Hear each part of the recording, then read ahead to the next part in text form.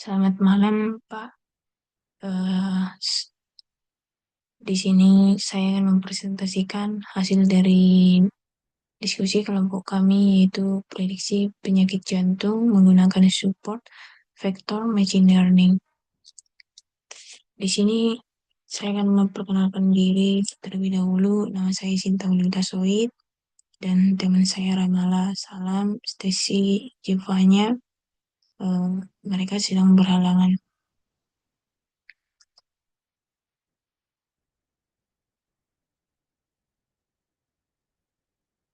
Latar belakang.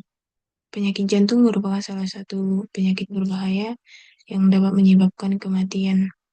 Oleh karena itu, diperlukan sistem yang dapat membantu melakukan deteksi dini. Dengan perkembangan machine learning, data kesehatan pasien dapat diolah untuk memprediksi kemungkinan seseorang terkena penyakit jantung.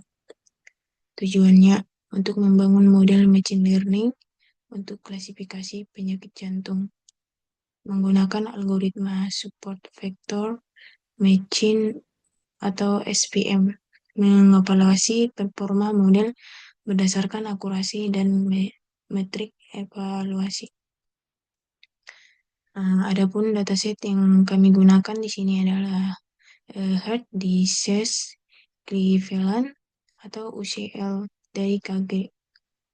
Dataset ini berisi data kesehatan pasien yang digunakan untuk memprediksi apakah seseorang menderita penyakit jantung atau tidak.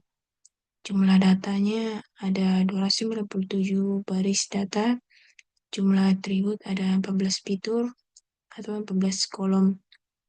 Target conditionnya di sini 0 sama dengan tidak mengalami sakit jantung, 1 mengalami sakit jantung. Atribut datasetnya di sini ada 14. Yang pertama ada umur pasien, jenis kelamin, tipe nyeri dada, tekanan darah, kolesterol, gula darah, hasil EKG, detak jantung maksimum, angina akibat olahraga, depresi ST, kemiringan ST, jumlah pembuluh darah, kondisi thalassemia, target penyakit jantung. Di sini ada proses analisis data. Yang pertama ada import library. Di situ yang dimana library yang digunakan adalah Pandas untuk membaca dan mengolah data, NumPy perhitungan numerik, Matplotlib atau Seaborn visualisasi data. Di sini ada load dataset. Tujuannya untuk memasukkan dataset ke dalam Google Colab untuk bisa dianalisis. Dataset yang berisi pasien penyakit jantung.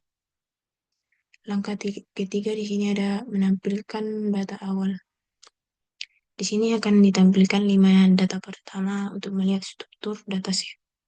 Yang keempat di sini adalah melihat informasi dataset. Tujuannya untuk menampilkan data yaitu 297 baris data, nama kolom yaitu 14 fitur kolom, tipe data setiap kolom. Di sini ada langkah kelima adalah statistik dataset. Tujuannya untuk menampilkan rata-rata mean, nilai minimum, maksimum, standar deviasi. Yang keenam ada mengecek missing value. Di sini digunakan untuk mengecek data kosong. Namun dari hasil pengecekannya data tidak ada missing value yang berarti data bersih. Langkah ketujuh adalah distribusi target atau condition. Di sini menunjukkan 0 sama dengan tidak sakit jantung dan 1 sakit jantung. Hasilnya 160 mengalami 160 terdeteksi tidak mengalami sakit jantung dan 137 mengalami terdeteksi sakit jantung. Yang kedelapan di sini adalah visualisasi distribusi target. Di sini akan ditampilkan hasil distribusi penyakit jantung. Di sini ada proses pembangunan model support vector machine atau SPM. Yang pertama itu menentukan fitur dan target. Penjelasan X di sini semua fitur pasien, yaitu umur, kolesterol, dan fitur lainnya. Yang Y, target 0, tidak sakit, 1, sakit jantung. Langkah kedua, membagi data training dan testing. Penjelasannya di sini 80% data training untuk belajar, 20% data testing untuk pengujian. Random state sama dengan 42, hasil tetap sama setiap run. Langkah ketiga di sini adalah normalisasi data. Penjelasan. Menyamakan skala data, umur, kolesterol, dan 14 fitur lainnya. Tujuannya agar SPM bekerja lebih optimal. SPM sangat sensitif terhadap skala data. Di sini ada langkah keempat, membuat model SPM. Algoritma digunakan adalah SPM Machine Learning, kernel, sama dengan linear untuk membuat garis pemisah antar kelas. Langkah kelima, melatih model atau training. Model belajar pola dari data training, mempelajari hubungan fitur dengan penyakit jantung.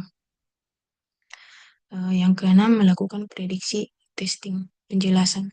Model mencoba memprediksi data baru, testing, hasil dibandingkan dengan data asli.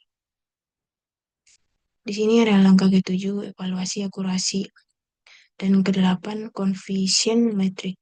Penjelasan dari kedua ini adalah data hasil confidence metric terdapat 23 data true, negatif, dan 22 data true positif yang menunjukkan prediksi benar, namun terdapat 9 false positif dan 6 false negatif yang menunjukkan masih adanya kesalahan prediksi. Hal ini menyebabkan akurasi model sebesar 75%. Langkah ke-9 adalah classification report. Di sini akan dijelaskan dari classification report, model memiliki akurasi 70%, precision dan recall untuk kedua kelas cukup seimbang, yaitu 0,72 hingga 0,77. Hal ini menunjukkan bahwa model cukup baik dalam melakukan klasifikasi penyakit jantung, namun masih terdapat ruang untuk peningkatan.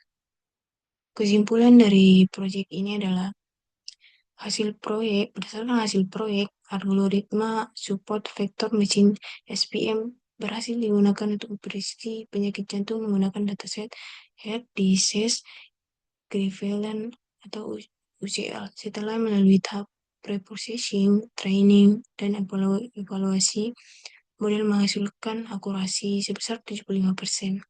Hal ini menunjukkan bahwa SPM cukup efektif dalam melakukan klasifikasi penyakit jantung berdasarkan data pasien, meskipun masih terdapat beberapa kesalahan prediksi dan masih dapat ditingkatkan lagi dengan optimisasi lebih lanjut. Sekian